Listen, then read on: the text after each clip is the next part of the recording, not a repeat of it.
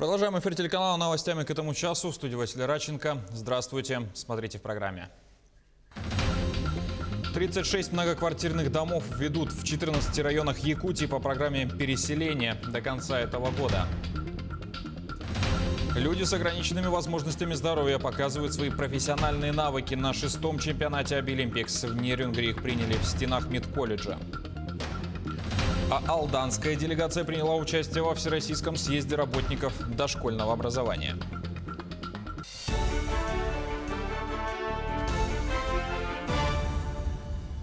В Якутии по программе переселения из аварийного жилфонда до конца года введут 36 многоквартирных домов в 14 районах. Об этом сообщил глава Якутии во время прямого эфира на радио ТТ. Программа на сегодня является одной из самых главных, так как, к сожалению, Якутия по стране находится на первом месте по количеству аварийных домов. Насчитывается 1 миллион 137 тысяч квадратных метров ветхого жилья, что составляет 16% от количества домов, которые должны быть снесены по всей России, сказал Айсен Николаев. На реализацию программы необходимо 110 миллиардов рублей, из которых 86 миллиардов будут предоставлены из Федерального фонда содействия реформированию ЖКХ. Остальные 24 миллиарда рублей из местного бюджета. Всего по программе 62 тысячи человек должны переселиться в новые дома.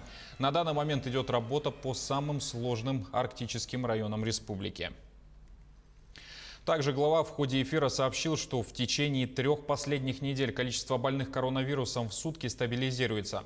Несколько недель на территории республики количество зараженных за сутки не растет, однако возникали единичные групповые заболевания в интернатах и диспансерах республики, по которым проводятся проверки.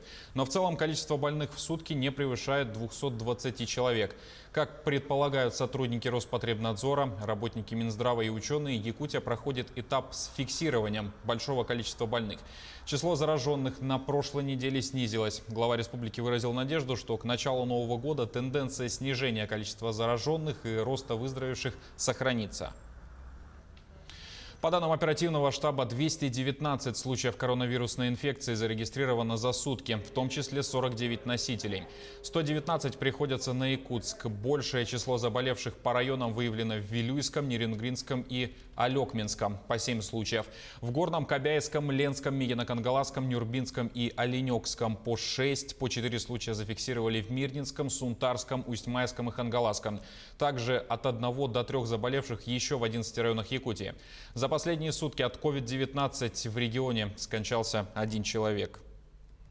Сегодня было принято решение о том, что результаты своих тестов, которые должны быть предоставлены тем гражданам, у которых взят анализ на коронавирусную инфекцию, лаборатории должны выдавать в течение 48 часов.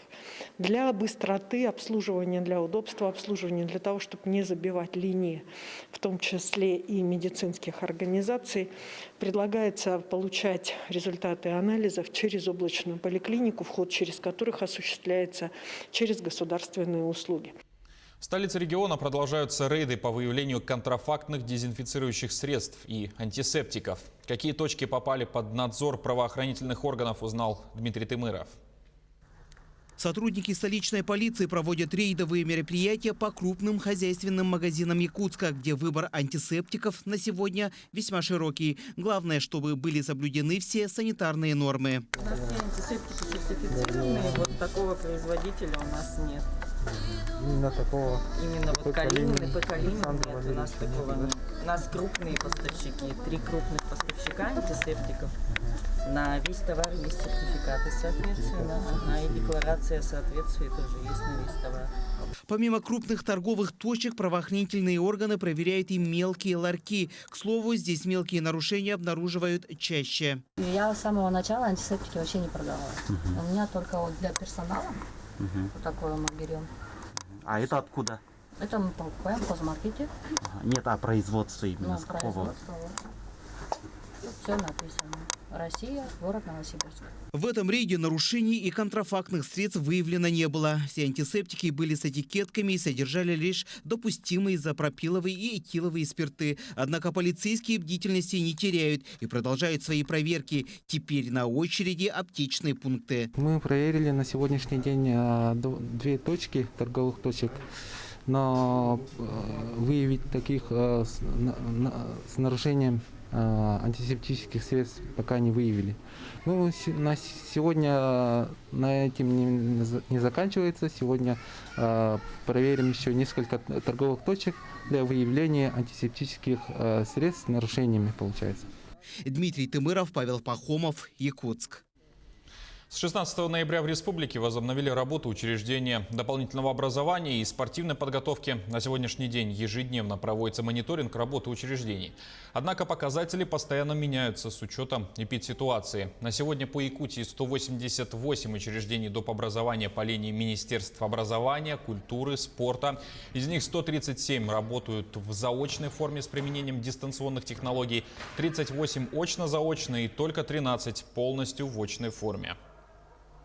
На очную форму перешли учреждения по линии Министерства культуры и духовного развития и по линии Министерства спорта и физической культуры в соответствии с указом главы Республики Саха-Якутия от 14 ноября номер 1515. К очной форме работы приступили учреждения предпрофессиональной дополнительной подготовки. Реализацию государственной политики в сфере дошкольного образования обсудили на 6-м Всероссийском съезде работников данной сферы. Он прошел на площадке Московского международного салона образования. В работе съезда приняли участие свыше 33 тысяч человек.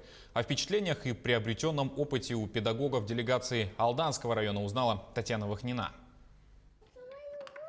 Реализация федеральных госстандартов, инклюзивное образование, воспитание детей до 3 лет, развитие детского сада в эпоху цифровизации, преемственность садика и школы, воспитатель будущего. По этим направлениям в рамках 6-го Всероссийского съезда работников дошкольного образования работали региональные тематические площадки. Участники съезда, прошедшего в Московском международном салоне образования, общались дистанционно. Стараемся повысить уровень педагогической и психологической культуры родителей, содействуем развитию родительской компетенции в понимании внутренних переживаний и потребностей ребенка. В работе площадок приняли участие почти 700 человек, в том числе 7 алданских педагогов. Старший воспитатель детского сада «Мишутка» Валерия Дрозд рассказала о консультативно-методическом центре, действующем в садике, подробно остановившись на работе в период карантина. Напомним, весной «Мишутка» был дежурным детским садом в городе.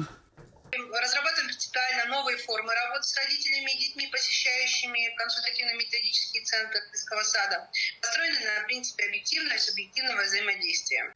Умение работать дистанционно – универсальное требование к воспитателю будущего, однако к этому педагогов нужно готовить. Об этом в своем выступлении говорила заведующая детским садом «Золотая рыбка» города Томот Галина Скворцова, отметив, что цифровизация стала неотъемлемой частью образования, а пандемия способствовала освоению педагогами дистанционных технологий и повышению ИКТ-компетентности. Работа воспитателей в дистанционном формате еще не совсем сформирована. В связи с этим возникает необходимость выйти на новый формат взаимодействия всех членов педагогического процесса. Помимо работы тематических площадок, программа съезда включала совещания, конференции, дискуссии и мастер-классы. По мнению педагогов, в работе съезда приняли участие свыше 33 тысяч человек, наиболее ценным явился обмен опытом. Методические материалы съезда будут направлены в регионы для внедрения в дошкольные образовательные учреждения. Татьяна Вахнина, Алдан. Соревнования 6-го национального чемпионата «Обилимпикс» проходят на базе Нерюнгринского медколледжа. В компетенции медицинский и социальный уход Якутию представили 3 участников. 2 претендентов на победу готовились на базе Нерюнгринского медколледжа. С ними встретилась Тамара Игнатьева. Альбина Григорьева работает фельдшером в Якутском автодорожном техникуме. Весной этого года она участвовала в региональном этапе и заняла 3-е место. Так как обладатели 1-го и 2-го мест, к сожалению, не смогли принять участие по состоянию здоровья, в национальном этапе предложили поучаствовать Альбине Михайловне. Мой тренировочный процесс проходил на базе Нерюнгринского медицинского колледжа.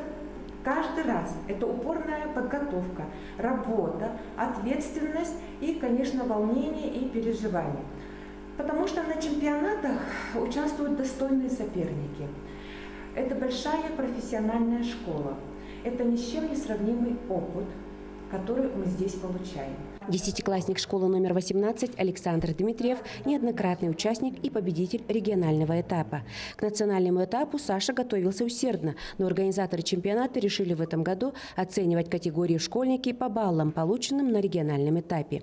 Поэтому сейчас он с волнением ждет результатов.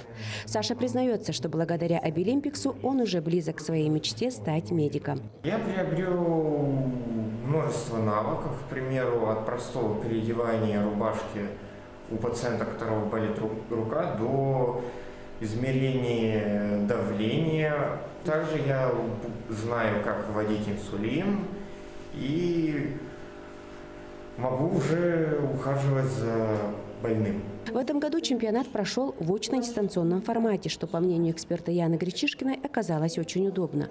Преподаватель Нерюнгринского медколледжа впервые стала экспертом регионального отборочного этапа 2 года назад. Пройдя обучение в Москве, Яна Александровна на сегодня уже второй раз принимает участие как национальный эксперт сборной команды. Проводила оценку многих регионов, такие регионы, как Иркутская область, регион Новосибирская область, около 7 регионов, которые я проводила оценку в очно-дистанционном формате. Не было никаких заминок касаемо интернет-связи. Да? То есть я могла спокойно посмотреть, как правильно выполняет свои задания участник. Если у меня были какие-то сомнения, то я могла просмотреть заново. Да? В прошлом году по компетенции медицинский и социальный уход в копилку Якутию золотую медаль в категории школьники принесла Фёкла Дугинова, которая проходила подготовку на базе Нерюнгринского медколледжа. А в категории специалисты бронзу завоевала также нерюнгринка Марина Жесткая. Вот и в этом году медколледж возлагает надежду на своих подопечных и с волнением ждет оглашения результатов. Тамара Игнатьева, Сергей Козюра, Нерюнгри. На этом пока вся информация, но наши корреспонденты продолжат следить за новостями. Не забывайте носить маски, дезинфицировать руки и держать социальную дистанцию. Спасибо за внимание. До свидания.